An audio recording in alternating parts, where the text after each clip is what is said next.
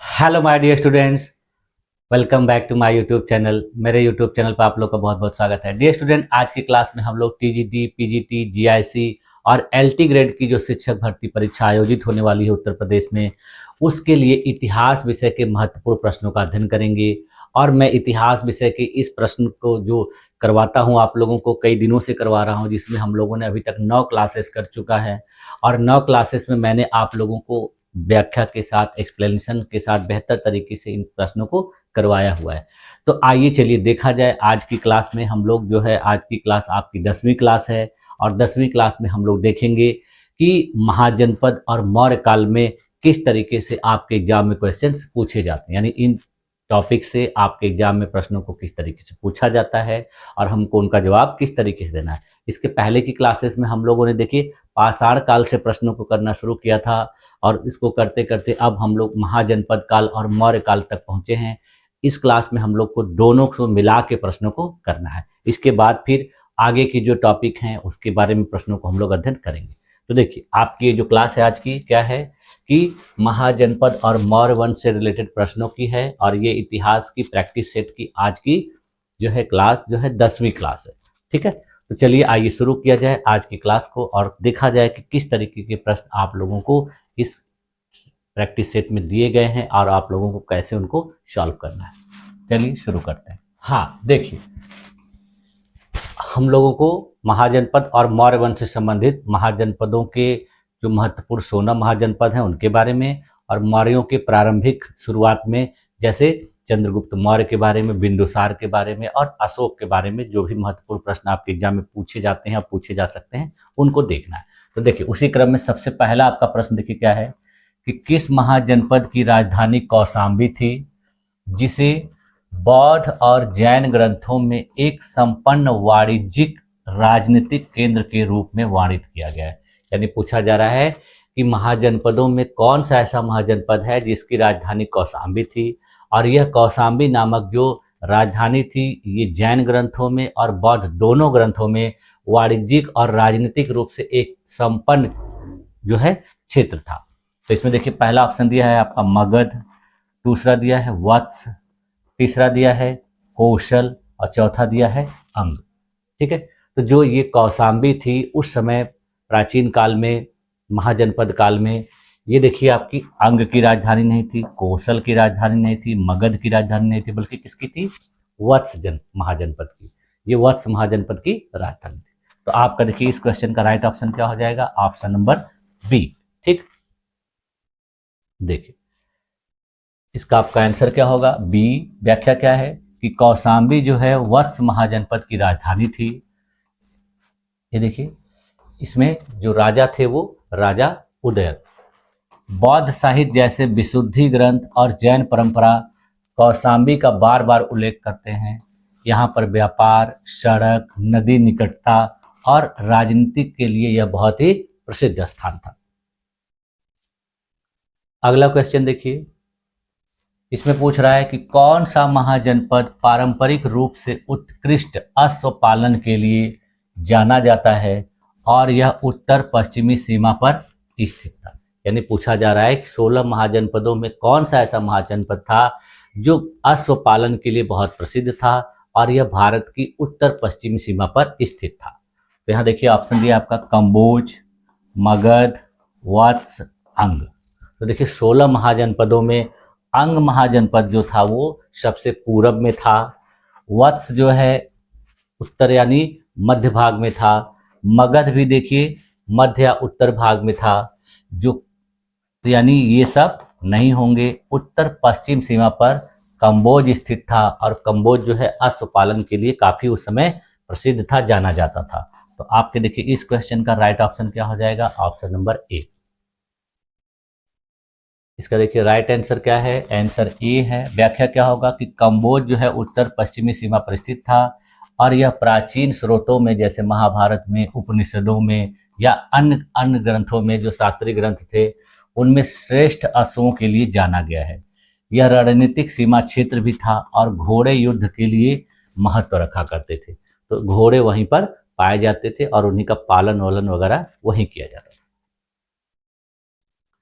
अगला क्वेश्चन देखिए, इसमें पूछ रहा है कि 16 महाजनपदों की परंपरागत सूची सबसे स्पष्ट रूप में किस प्रारंभिक पाली ग्रंथ में मिलती है। यानी कहा जा रहा है कि 16 महाजनपदों की जो सूची थी वो परंपरागत रूप से स्पष्ट तरीके से किस पाली ग्रंथ में दी गई है। तो पहला ऑप्शन दिया है देखिए दीघ निकाय, दूसरा दिया है अंगुत्तर निकाय, तीसरा दिया है जातक कथाएं और चौथा दिया है विनय पिटक।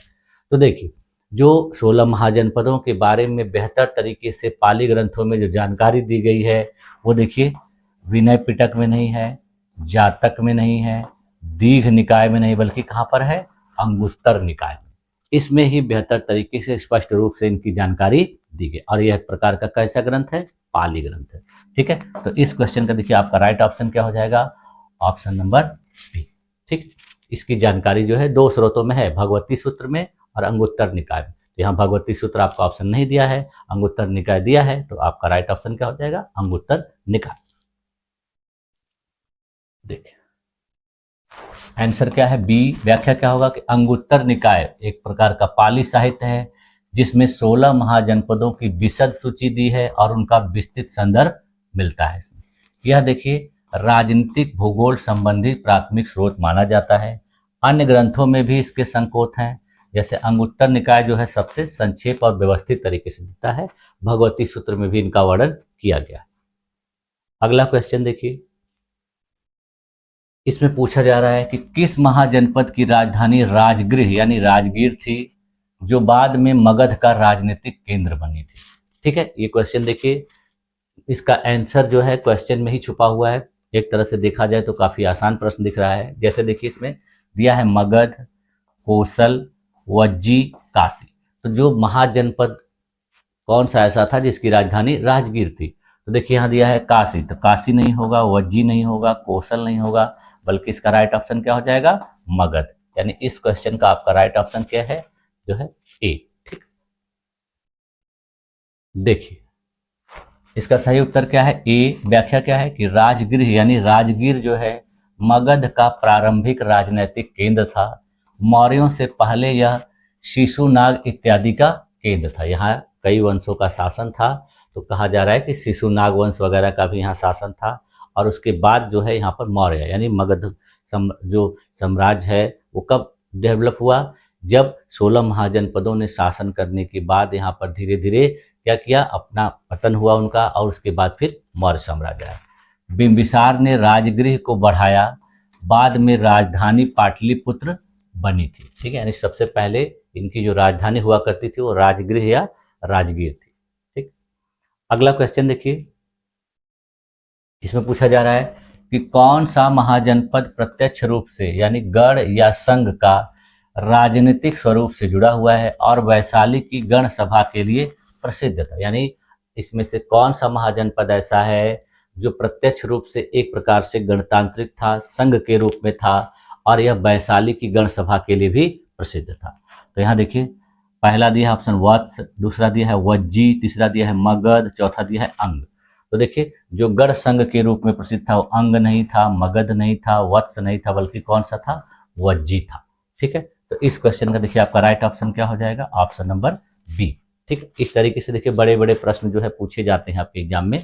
तो प्रश्नों को बड़ा स्वरूप में देखकर घबराने की जरूरत नहीं है। आपका जो आंसर है वो सही तरीके से अगर आपने पढ़ा हुआ है तो आपको उत्तर देने में कोई कठिनाई नहीं होगी। ठीक है, देखिए इसका सही उत्तर क्या है, बी है। व्याख्या क्या होगा कि वज्जी संघ यानी जिसमें लिच्छवी प्रमुख था और यह लिच्छवी के ही साथ में संघ के रूप में था, वैशाली में एक गणराज्य के रूप में प्रसिद्ध था और यह समवाय या सभात्मक शासन का उदाहरण है जिसे बौद्ध और जैन साहित्य में लोकतांत्रिक तौर पर वर्णित किया गया। ठीक, अगला क्वेश्चन देखिए क्या पूछा जा रहा है कि किस महाजनपद का गहरा संबंध प्राचीन नगर तक्षशिला से है जिसका सीमा क्षेत्र और वाणिज्यिक केंद्र के रूप में बहुत ज्यादा उस समय महत्व था। तो देखिए पहला ऑप्शन है गांधार, दूसरा है कंबोज, तीसरा है कोसल, चौथा है मगध। तो देखिए यहाँ कह रहा है कि तक्षशिला से रिलेटेड था, यानी जिसका जो सीमा क्षेत्र और वाणिज्यिक केंद्र जो है तक्षशिला से मिला हुआ था, जुड़ा हुआ था। तो यहाँ पर देखिए मगध का नहीं है, कोसल का नहीं है, कंबोज का नहीं है, बल्कि किसका है, गांधार का है। यानी गांधार महाजनपद जो था वो प्राचीन नगर तक्षशिला से रिलेटेड था, और ये तक्षशिला प्रमाणों में दिखाया गया है कि तक्षशिला जो है गांधार महाजनपद में ही स्थित था। ठीक है, तो इस क्वेश्चन का राइट ऑप्शन क्या है आपका? Option number A. देखिए इसका आंसर क्या है?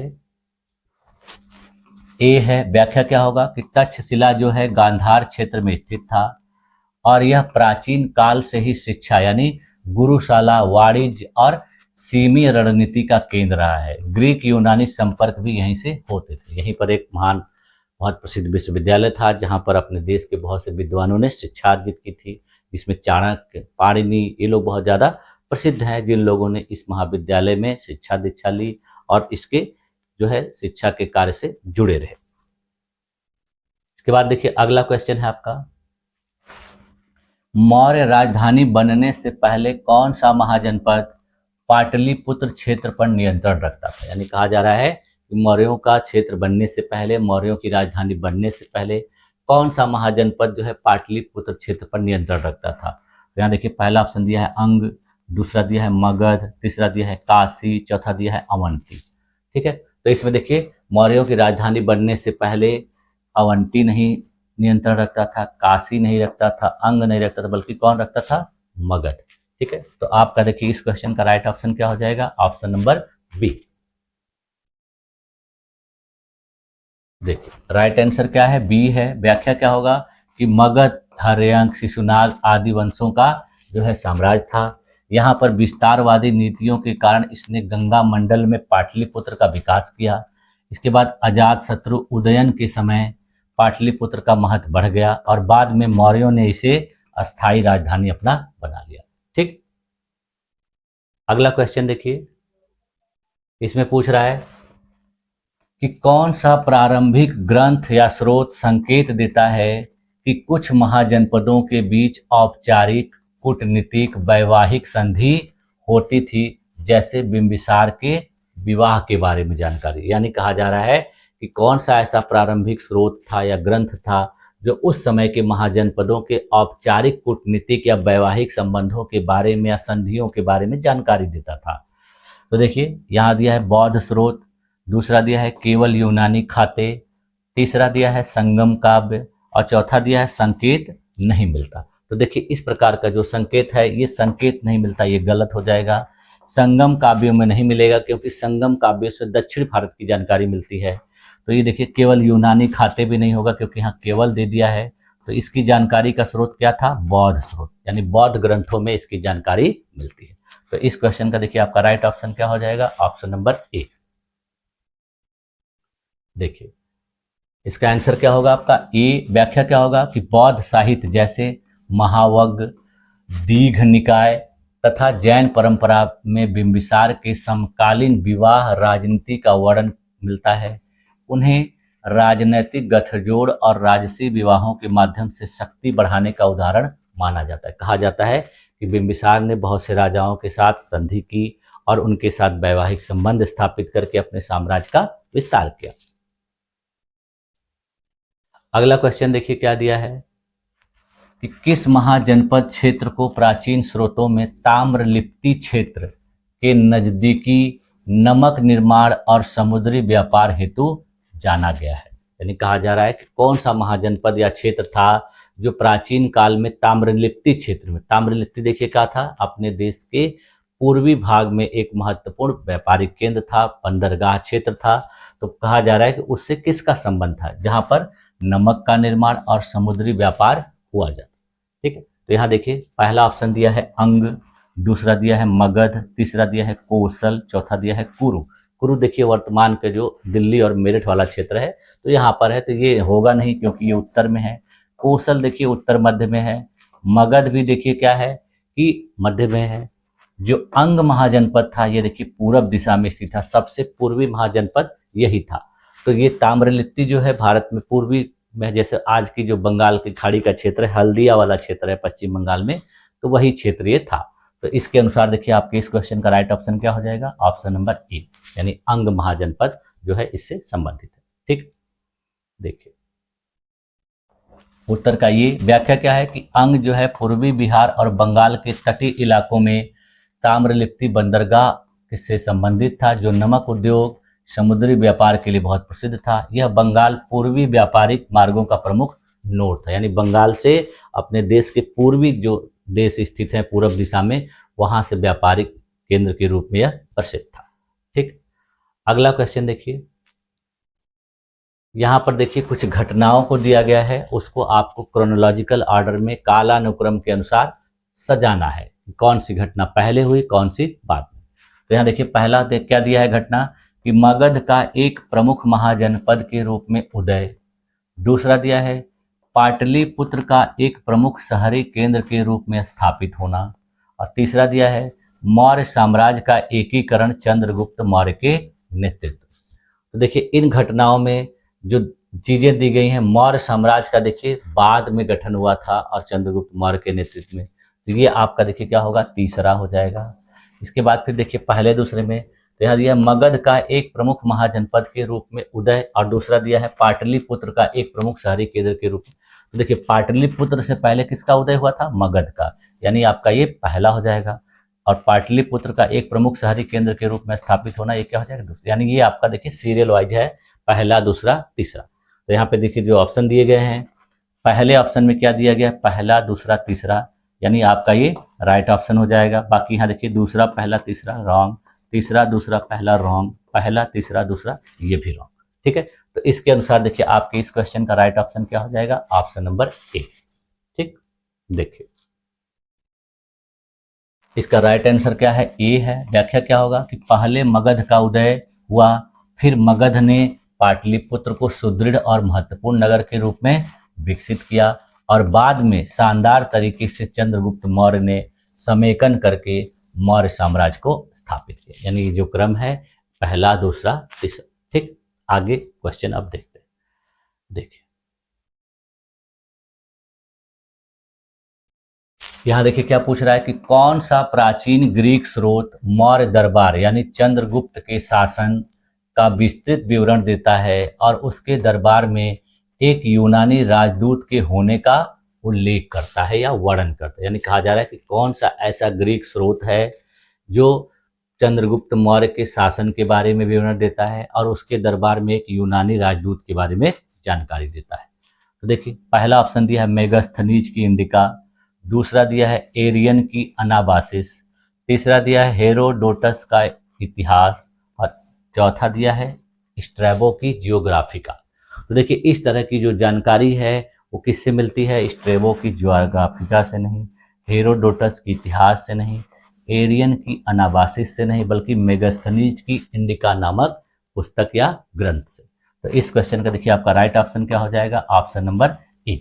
ठीक, देखिए आंसर क्या है, ए है। व्याख्या क्या होगा कि मेगास्थनीज जो है उस समय के सेल्यूकस क्या था, राजदूत था। यानी सेल्यूकस क्या था, एक ग्रीक शासक था और उसी का राजदूत बनकर ये आया था।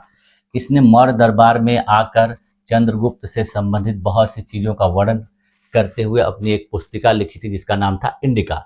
इसमें उसने देखिए चंद्रगुप्त मौर्य के काल के प्रशासन, समाज, शाही व्यवस्था के कई विवरण दिए थे, जिसमें इसने मिश्रित हेलेनिस्टिक दृष्टि को अपनाया था। ठीक, अगला क्वेश्चन देखिए। इसमें पूछा जा रहा है कि कौन सा आर्थिक संकेतक प्राचीन स्रोतों में प्रारंभिक मौर्य राज्य की आर्थिक समृद्धि बताने हेतु अक्सर उद्धृत होता है। यानी इसमें से कौन सा ऐसा संकेत है जो प्रारंभिक मौर्यों की आर्थिक समृद्धि को बताने के लिए ज्यादातर उद्धृत किया जाता है, ज्यादातर देखा जाता है। पहला ऑप्शन दिया है देखिए केवल बड़ी अस्थायी सेना, दूसरा दिया है राज्य के अन्न भंडार, विनियमित बाजार और शिल्प उत्पादन, तीसरा ऑप्शन दिया है वस्तु विनिमय व्यापार पर विशेष निर्भरता, और चौथा ऑप्शन दिया है कर प्रणाली का अभाव। तो देखिए इस तरीके से आर्थिक समृद्धि का जो स्रोत है, जो जानकारी देने का इसमें से ऑप्शन है देखिए कर प्रणाली का अभाव, ये नहीं होगा। यहाँ दिया है वस्तु विनिमय व्यापार पर विशेष निर्भरता, ये भी नहीं होगा। केवल बड़ी स्थायी सेना रखना, ये भी नहीं देगा। बल्कि कौन सा है कि राज्य का अन्न भंडार, विनियमित बाजार और शिल्प उत्पादन, यानी इससे जो है उस समय की आर्थिक समृद्धि के बारे में पता चलता है। तो इसके देखिए आपका इस क्वेश्चन का राइट ऑप्शन क्या हो जाएगा, ऑप्शन नंबर बी। ठीक, देखिए आंसर क्या है? बी है। व्याख्या क्या होगा कि मौर्य स्रोतों में जैसे अर्थशास्त्र, जिसमें तर्कशास्त्रिक स्रोतों, हेरोडोटस और मेगास्थनीज के स्रोतों में पता चलता है कि बड़े अनाज भंडार, राज्यों द्वारा विनियमन, हस्तशिल्प कारखानों का उल्लेख जो किया गया है, ये सारी चीजें बताती हैं यह जो मौर्य राज्य था उस समय केंद्रीकृत आर्थिक क्षमता के रूप में बहुत प्रसिद्ध था और यही लोग उसका संकेत प्रदान करते हैं। ठीक, अगला क्वेश्चन देखिए। क्वेश्चन क्या है कि अर्थशास्त्र जो मौर्य प्रशासन के साथ जोड़ा जाता है, राजस्व संग्रह हेतु किस प्राथमिक वित्तीय उपकरण का उल्लेख करता है? यानी जो अर्थशास्त्र नामक पुस्तिका है उसको मौर्य साम्राज्य से जोड़ के देखा जाता है तो कहा जा रहा है कि राजस्व संग्रह हेतु यह किस प्राथमिक वित्तीय उपकरण का उल्लेख कर रहा है। तो पहला ऑप्शन दिया देखिए केवल दान, दूसरा दिया है भूमि कर, तीसरा दिया है केवल मजदूरी पर आयकर और चौथा दिया है कोई संरचित कराधान नहीं। तो देखिए इस क्वेश्चन का राइट ऑप्शन क्या हो जाएगा आपका? केवल संरचित कराधान नहीं, ये गलत हो जाएगा। केवल मजदूरी पर आयकर, ये भी गलत हो जाएगा। केवल दान, ये भी गलत हो जाएगा। क्या होगा? भूमि कर, यानी भूमि कर के बारे में ये बताता है और यह इसको प्राथमिक उपकरण के रूप में मानता है। तो इस क्वेश्चन का देखिए आपका राइट ऑप्शन क्या हो जाएगा? Option number B. ठीक, देखिए इसका आंसर क्या होगा? बी होगा। व्याख्या क्या है कि अर्थशास्त्र में भूमि कर, अनाज राजस्व, कर संहिता का विस्तृत वर्णन है और भूमि आधारित कर व्यवस्था राज्य के मुख्य आय स्रोतों में से एक बताई गई है। ठीक,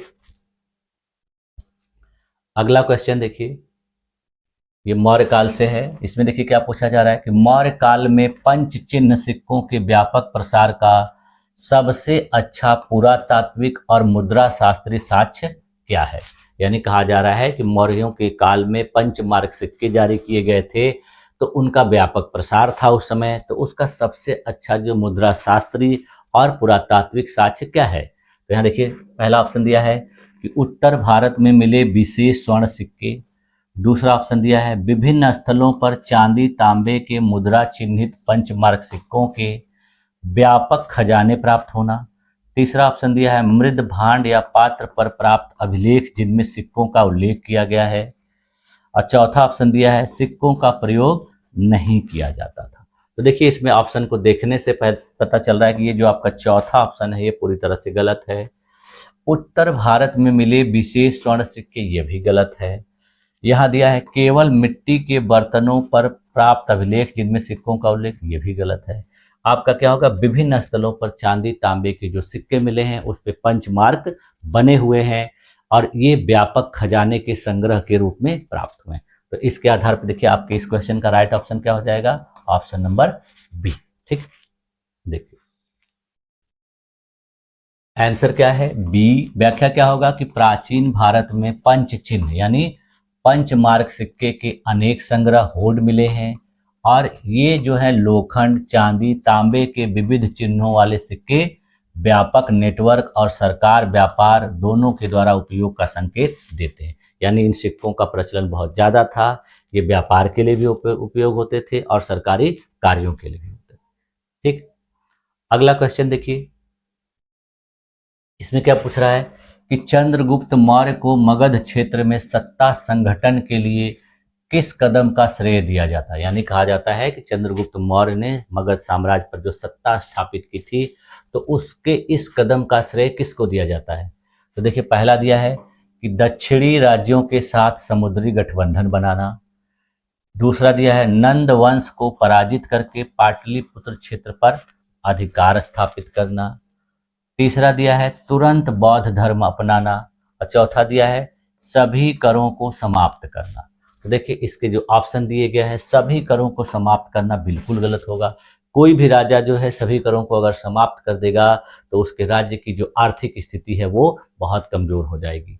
ठीक है, तुरंत बौद्ध धर्म अपनाना ये भी गलत है। चंद्रगुप्त मौर्य ने बौद्ध धर्म नहीं अपनाया था बल्कि क्या अपनाया था? जैन धर्म अपनाया था, तो ये भी गलत हो जाएगा। यहाँ लिखा है दक्षिणी राज्यों के साथ समुद्री गठबंधन बनाना, इसने दक्षिणी राज्यों के साथ समुद्री गठबंधन नहीं बनाया था। तो यहाँ क्या होगा आपका, नंद वंश को पराजित करके पाटलिपुत्र क्षेत्र पर अधिकार स्थापित करना, ये आपका राइट ऑप्शन हो जाएगा। यानी इस क्वेश्चन का भी आपका राइट ऑप्शन क्या हो जाएगा, ऑप्शन नंबर बी। ठीक, देखिए इसका आंसर क्या है, आंसर है बी। व्याख्या क्या होगा कि पारंपरिक परंपरा के अनुसार चंद्रगुप्त ने चाणक्य की सहायता से नंद वंश को पराजित किया था और मगध पर नियंत्रण स्थापित कर लिया था। इसके बाद पाटलिपुत्र को उसने अपने साम्राज्य का केंद्र बनाया और यह मौर्य विस्तार का आधार बना था। ठीक, अगला क्वेश्चन देखिए, इसमें पूछ रहा है कि यहाँ पर कुछ मौर्यों की नीतिगत घटनाएं दी गई हैं, उनको आपको कालक्रम से लगाना है।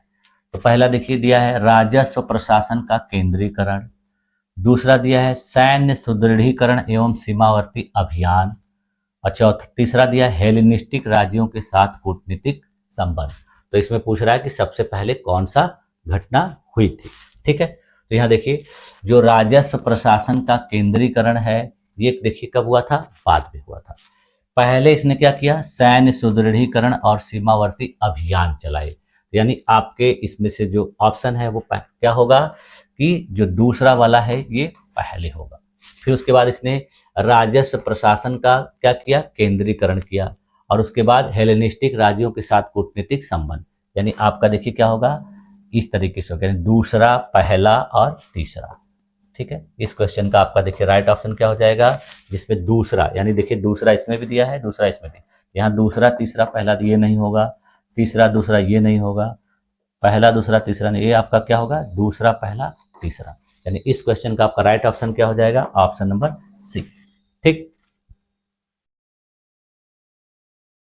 देखिए आंसर क्या है, सी। व्याख्या क्या होगा कि परंपरागत रूप में चंद्रगुप्त के सैन्य विस्तार कार्यक्रम पहले हुए, उसके बाद केंद्रीकृत राजस्व प्रशासन का विकास हुआ, और फिर उसके साथ साथ उसने तुरंत बाद में हेलेनिस्टिक राजाओं के साथ कूटनीतिक संबंध स्थापित करे।